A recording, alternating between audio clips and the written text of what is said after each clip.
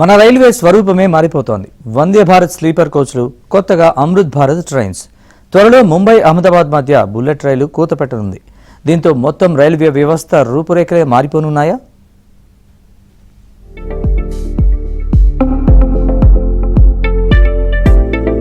ప్రయాణికులకు రైల్వే శాఖ మరో శుభవార్త అందించింది. దేశంలో 3 కొత్త అమృత్ భారత్ ఎక్స్ప్రెస్ రైళ్లను అందుబాటులోకి తెచ్చింది. ఈ మేరకు ఈ రైళ్లను ప్రధాని మోదీ ప్రారంభించారు. 3 కొత్త రైళ్లతో పాటు మరో 4 కొత్త రైలు సర్వీసులను మోదీ ప్రారంభించి ప్రజలకు అందుబాటులోకి తెచ్చారు. వీటి వల్ల తెలుగు రాష్ట్రాల ప్రజలతో పాటు తమిళనాడు, కర్ణాటక, కేరళ ప్రాంతాల ప్రజలకు ప్రయోజనం చేకూరనుంది.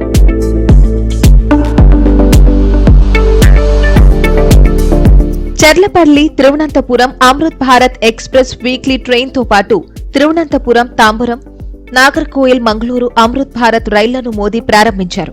చర్లపల్లి తిరువనంతపురం రైలు తెలుగు రాష్ట్రాల గుండా ప్రయాణించనుంది. దీంతో తెలుగు రాష్ట్రాల నుంచి తమిళనాడు, కేరళ వెళ్లే వారికి ఉపయోగకరంగా ఉండనుంది.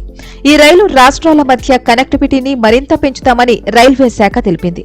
చర్లపల్లి తిరువనంతపురం రైలు ప్రతి మంగళవారం అందుబాటులో ఉంటుంది. తిరుగు ప్రయాణంలో తిరువనంతపురంలో ప్రతి బుధవారం బయలుదేరుతుంది. తర్వాతి రోజు గురువారం చర్లపల్లికి చేరుకుంటుంది.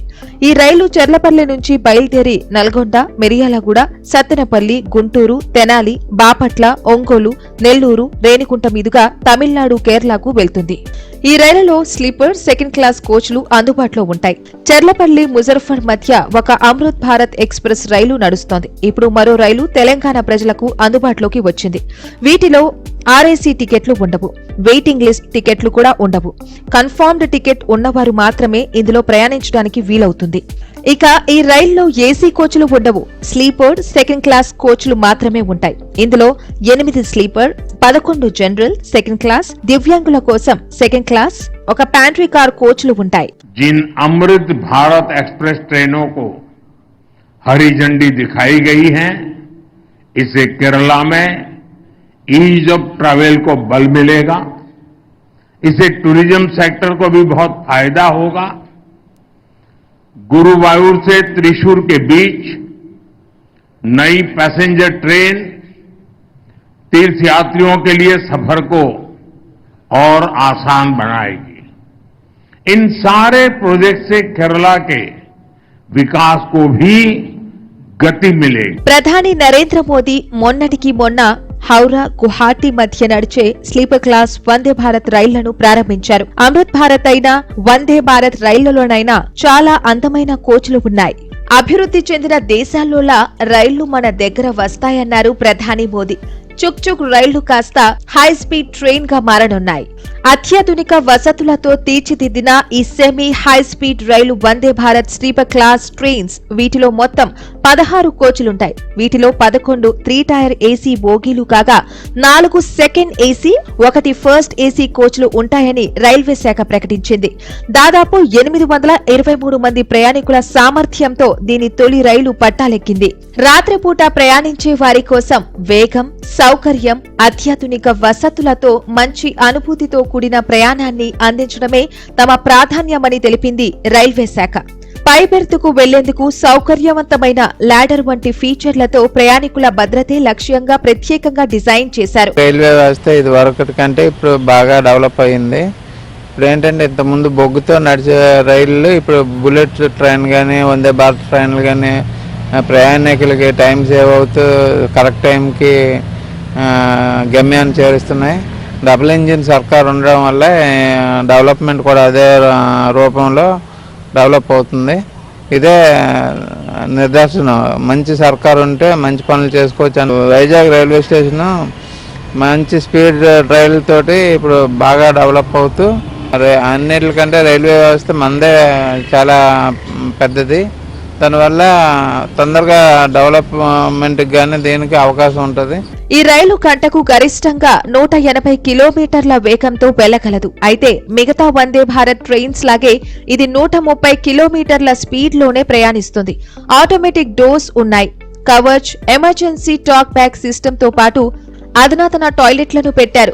దివ్యాంగులకు ప్రత్యేక ఏర్పాట్లు చేశారు. అన్ని కోచ్లలోనూ సీసీటీవీలు ఏర్పాటు చేశారు.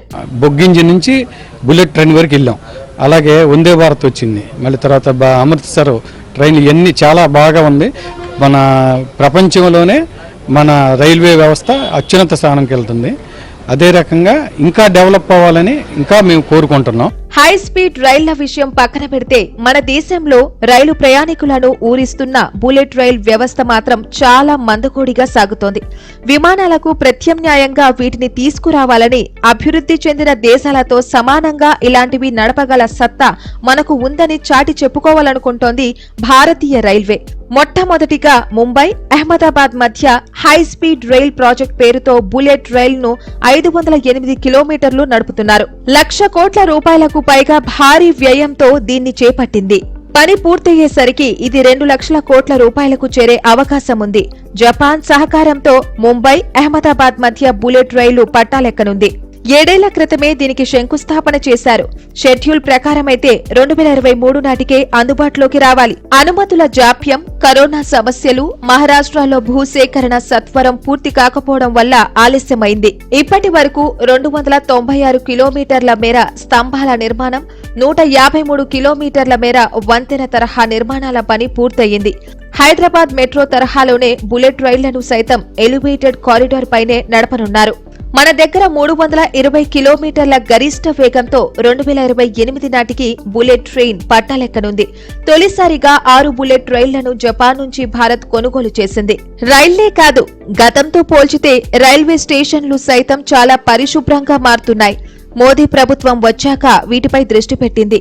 వందే భారత్ రైళ్లు మధ్యతరగతి, కాస్త హైక్లాస్ వారి కోసం, అమృత్ భారత్ పేదల కోసం ఏర్పాటు చేశారు.